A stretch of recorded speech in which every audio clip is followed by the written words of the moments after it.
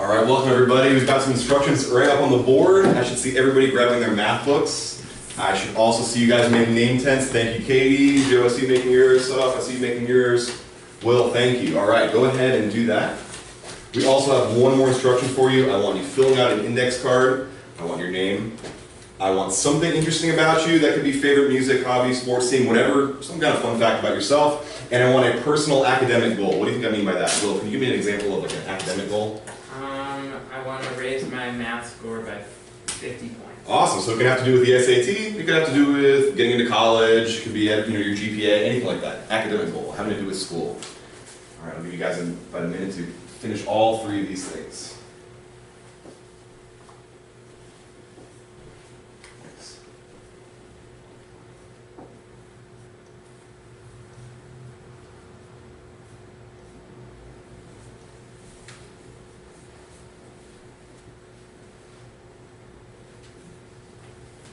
All right, thank you so much. I'm looking forward to learning all about you guys. I'm going to collect those index cards in just a minute. Before we get going, let me introduce myself a little bit. You're probably wondering who I am. My name is Mr. Forster. I'm from Miami, Florida. A couple of interesting things about myself. I'm a big NBA fan. Any NBA fans here?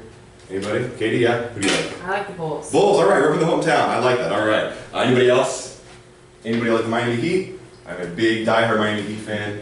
All right, no booze. I get some booze sometimes. All right, that's encouraging. All right, thank you. Yeah, so I like the Miami Heat, big NBA fan. Over the summer, I got back into video games a little bit. I got a Nintendo Switch. I only have 2 games though, so if you guys have some recommendations, let me know after class. And one other thing, over this summer, I went to Yellowstone National Park. Have you guys heard of that? Yeah. Yes, it is gorgeous. It is beautiful and picturesque, and I took a lot of photos of it. But they were all on my little phone, and they did not come out so well, so I just went to Google Images, and I got you something to sort of wrap up my trip. It's just this picture of a smiling bear. But it is really a great place. You guys should definitely go visit it. All right, before we get going into the content of the class today, I wanted to lay down some expectations. We're going to need to have all 4 of these things for each and every one of us to be successful in here. All right, the first thing is respect. What do you think I mean by respect? How can we show respect to each other in this class? What do you guys think? Let me see some hands. Yeah, Joe.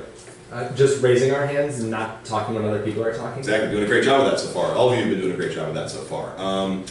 Definitely want to give your full attention to me when I'm speaking and your classmates. I'm going to have you guys doing a lot of the work in this class, so we want to show each other support when we're doing that.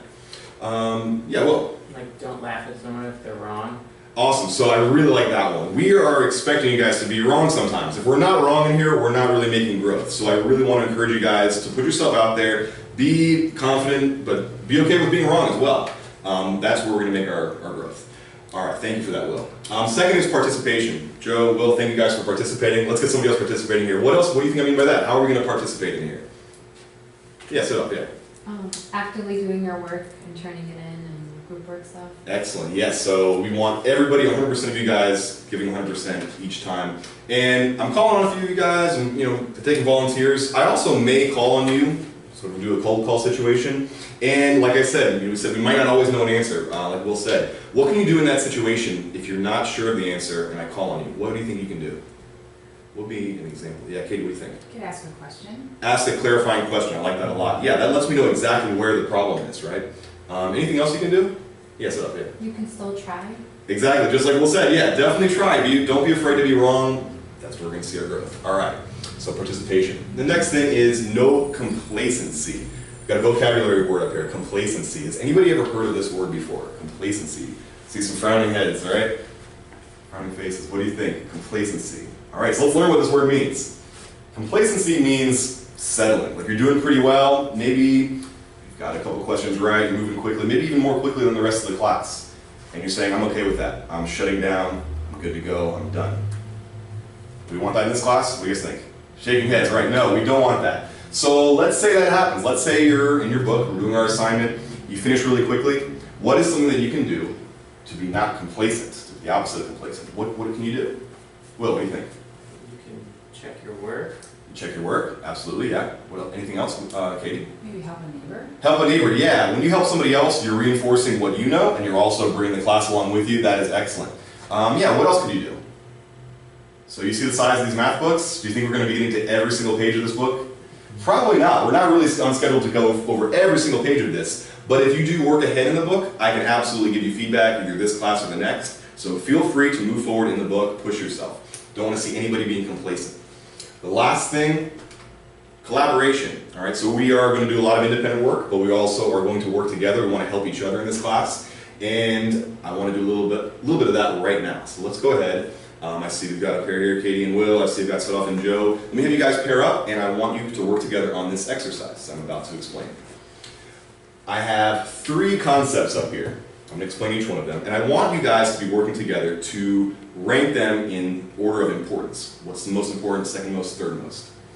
The first is test-taking strategies. So an example of that would be, I've heard a lot of students call it guess and check, where you look at your answer choices, you plug one into an equation, see if it works, see if it doesn't. Has anybody ever here done that before? Thumbs up if you've done that before. All right, yeah, everybody's pretty much done that, right? So that's a test-taking strategy, knowing how to do that. Mastery of content is number 2. An example would be knowing what slope is. Have you guys heard of slope before? Not here yet? Yeah, okay, yeah. So if we know what slope is and we know how to use it, all right, that would be mastery of math content. And the last one here is general problem-solving skills. And an example of that would be you encounter a word problem. Being able to break down the word problem, know what it's actually asking you for, and knowing what tools you're going to need in order to solve it. All right, so 3 concepts here. I don't want just a 1, 2, 3. I want also a justification. I want you to justify your ranking with each other. If you disagree, find out why you disagree. All right, so go ahead and break into your groups. I'm going to give you about 2 minutes. Let's hear it. Voice level 1, maybe 2. Go for it. What do you think is most important? I think the SAT is a bunch of work problems on it. Yeah, That's so right. like problem solving skills. Probably test. Yeah. Yeah. Yeah. I think I We can put that as that's number the first 3. one. Yeah. Mastery of content is pretty important too, because how do you know the formula, even if you figure out what the question's asking, you know what to do. I feel like test-taking strategies is the least important. I feel like it's kind of important to actually know what the question is asking. Right, I can know what slope is, but if I don't know that I'm supposed to be solving for slope, that doesn't really help necessarily. So what do you say is first? General problem solving skills. Mhm. Why just Well, we kind of worked in reverse order. We put guess and check as the third one, and then we were between the other 2.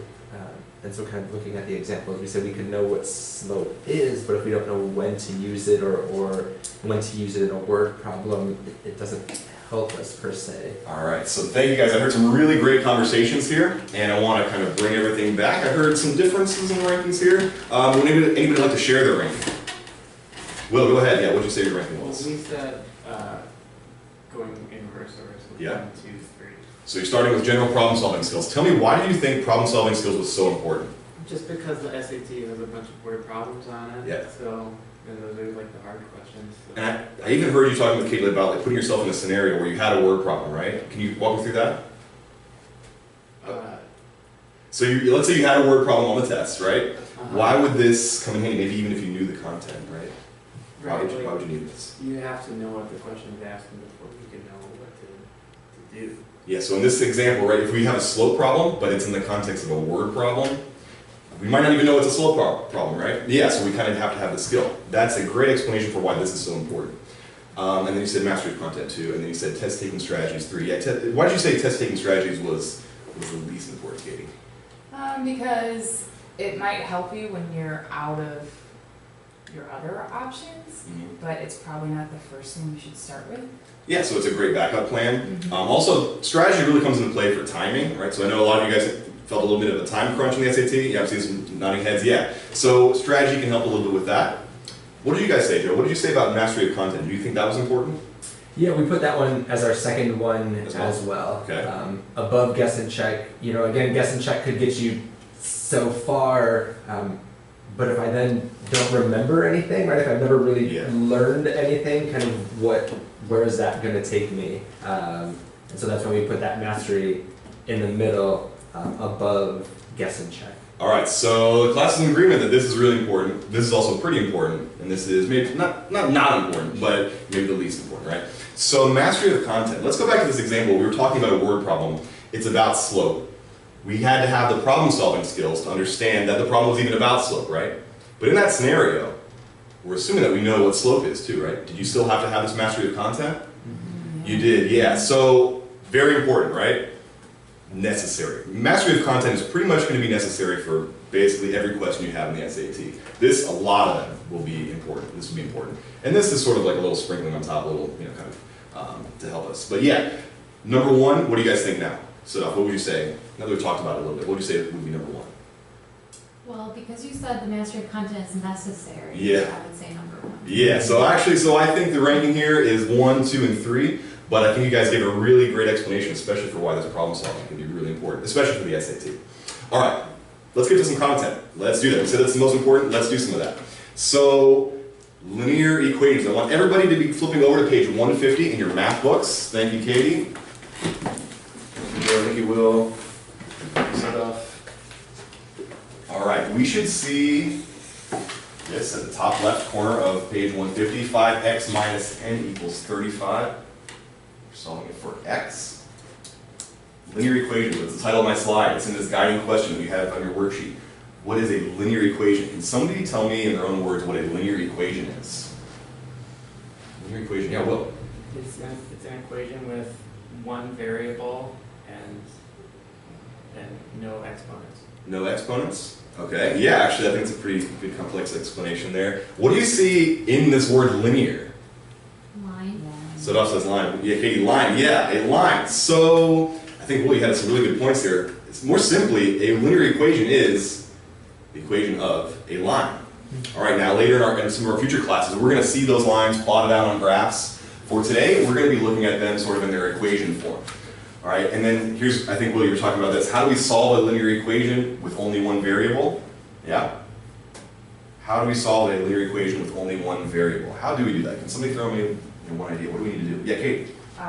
You get the variable by itself. Variable by itself. All right, and I'm seeing some of you guys writing this down. I want to see everybody writing this down in their worksheets. Linear equation is the equation of a line. And Katie, I like what she said here, getting the variable by itself. You want to be isolating the variable. That's actually step 2 here.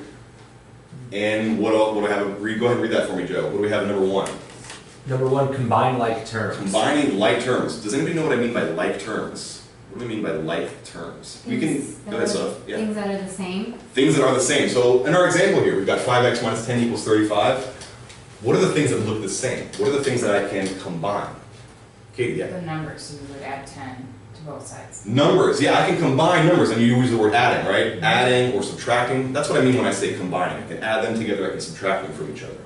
All right, so we also said our goal is to isolate that variable. What do you think would be a good first step in this problem? Considering what Katie said, considering what our goal is, isolating that variable. Joe, what do you think would be a good first step in this question? So to isolate the variable, we need to get rid of that 10. Okay. And so we want that number to be 0, so we could add 10. Adding 10 on both sides. Inverse operation. So why are you adding? Just because I want to isolate the variable, Yeah. and so if there's already a minus 10 and I add 10, that would give me 0, and so part of that variable would already be by itself. It would just be the 5x on that one side. So we're subtracting it here, so we're doing the inverse, the opposite operation to get rid of it. Excellent, thank you, Joe. So let's do that. We're going to add 10 here, and we're going to add 10 on both on this side as well. I want to see all these steps in your book if you don't have them already. Thank you, Soph. Thank you, Will. All right, what happens when I take this negative 10, I add the positive 10? Will, what's going to happen to those numbers?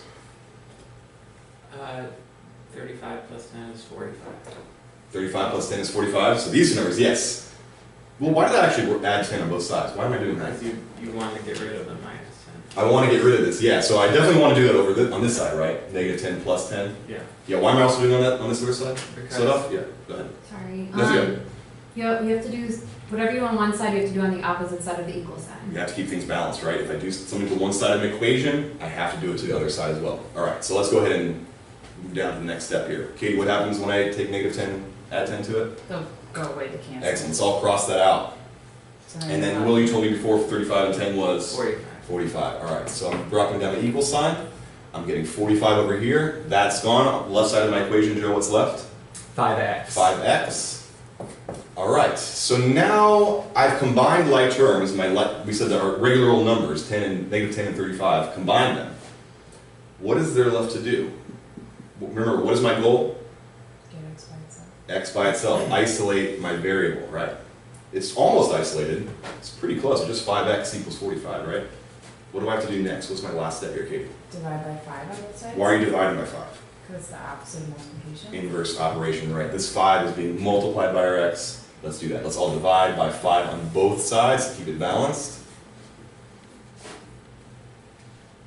Look up at me when you've got your answer. All right. Really got an answer? What'd you say? 9. So if you agree? Yes. Joe? Thumbs up? All right, excellent. When we divide on both sides, our 5's go away. X is going to equal 45 divided by 5, which is 9. Excellent job, guys. So a nice warm-up linear equation. Let's make it a little bit tougher. Now you're going to see on your worksheets a few equations. Let's start with this first one. Take a look at that, get acquainted with it while I erase the board here. And what is going to be our goal? Again, we now have on our worksheet, our goal when we're solving linear equations. What is our goal? All right, I see all hands. Yeah, so yeah, go ahead, Will. Isolate the variable. Isolating the variable. What's our variable here, Joe? R. R. Yeah, it looks a little bit more complicated. What do you think is going to be our first step here? Might be a different first step than last time. What do you think? Any ideas? Will, you got an idea? We have to distribute. Distribute. What do you mean by that? So like the 4 is next to the parentheses. Okay, over here. So you have to multiply both things in the parentheses by 4. Yeah, how do you think I could show that? You could like draw a little arrow. Yeah, let's do that. Let's just show that we're doing each step here, right? So 4 times R, 4 times 2. When I distribute that, what's my result? So what am I going to get? Oh, you're gonna get 4r Okay, plus 8. plus 8. Great. So I distributed. All right, I'm going to keep writing the rest of my equation out.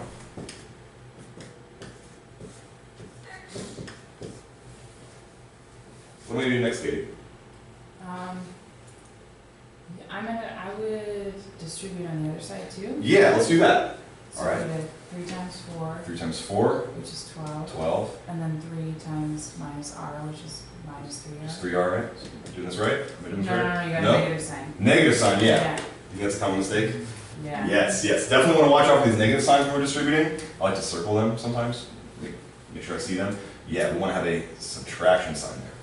All right, 12 minus 3r on that side. Now we've got 4r plus 8 minus 3r. We've got a lot of terms floating around here. What was our goal is to get r by itself. What do we have to do before we get it by itself? Check your notes, need a reminder. Start off, yeah. Combine like terms. Combining like terms. Do I see any like terms on the left side? Mm-hmm. What do you see? There's a 4r and a minus 3r. Okay.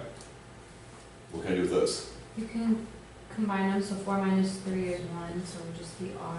Yep, subtraction sign, make sure we're focusing on that. So we're just going to have an r left over. Plus 8. Our 8 still stays. Now, I haven't gotten my r's to the same side of the equation. How can I do that? Katie, Could add 3r on both sides. could add 3r on both sides. Did anybody do this a little differently? Did anybody add 3r on both sides as a first step? I think I saw some of you guys doing that. Mm-hmm. Yeah, we could have done that as well. Is that okay? Yeah, that's fine. Yeah, so we can do these things in different orders, but our goal is the same. We want to combine like terms. We want to get our variable totally by itself. All right, let's do that next step. We want to add 3r on both sides. What's going to happen to my 3r's over here, Will? They're going to cancel out. All right, let's draw a slash through those. They're going away. Okay, what do I have on the left side now? 4r plus 8. Equals 12. Almost by itself. A couple more things I have to do. Joe, what's going to be next? I have to subtract 8 from both sides. Like terms, right? Let's bring them together. Slash those out. Now we have, I'll come back up here, 4r equals, what do I have stuff? 4. 4, last step, finish it off, Will. Divide by 4. Divide, opposite operation is division. Great. What's my answer? It's 4 over 4. 1. Anything divided by itself gives us, thanks Joe, all right. R equals 1. Excellent job, guys. All right. Good job. Learning so much.